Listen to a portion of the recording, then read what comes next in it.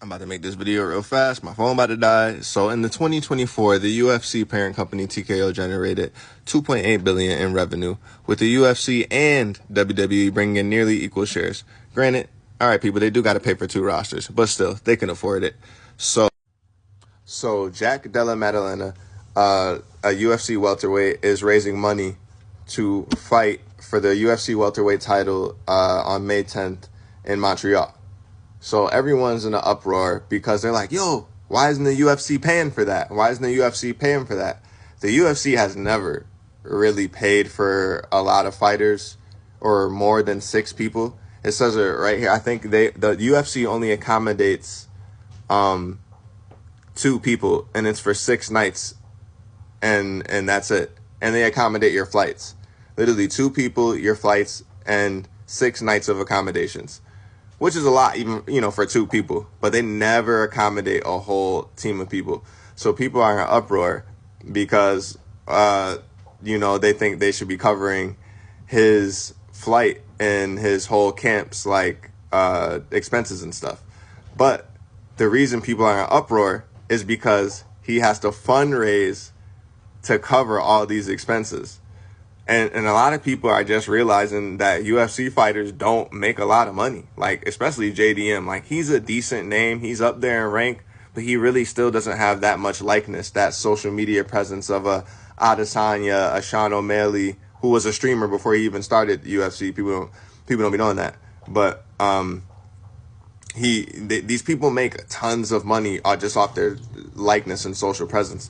JDM just isn't one of those guys, and he's really skilled though still. But I personally think the UFC could accommodate this. They really could for a lot of fighters, not just JDM. They made over, what is it? Like I said, hey, looking up, $2.8 billion in revenue last year. It's not the $20 million the NFL made, but they could definitely shell out a little dough for their fighters. And I really I always say, and I don't care about making friends with the UFC ever, Dana White is a miser. I'm on my Ariel Helwani. Dana White is a miser. Dana and Hunter, they are pinching those pockets shut. Pinching those pockets shut. Pause.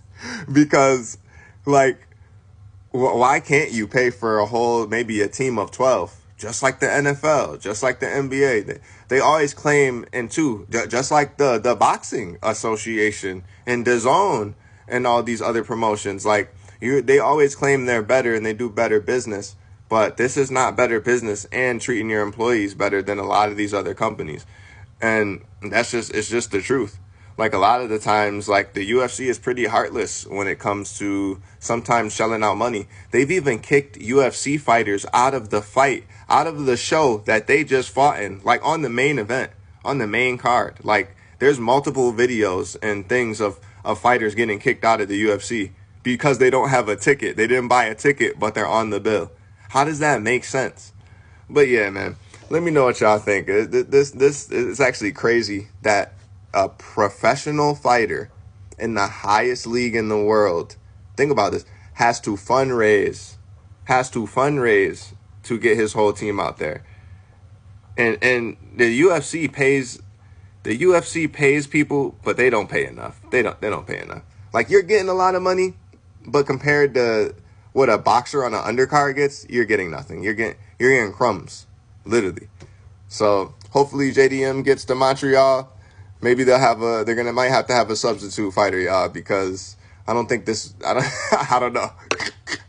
I don't think I ever heard of a UFC fighter having to fundraise and putting it public. I don't know. Maybe that's just me. Maybe this story's just not a one-off. But yeah, I don't think I've ever heard of a fighter having to fundraise to get his whole team out there.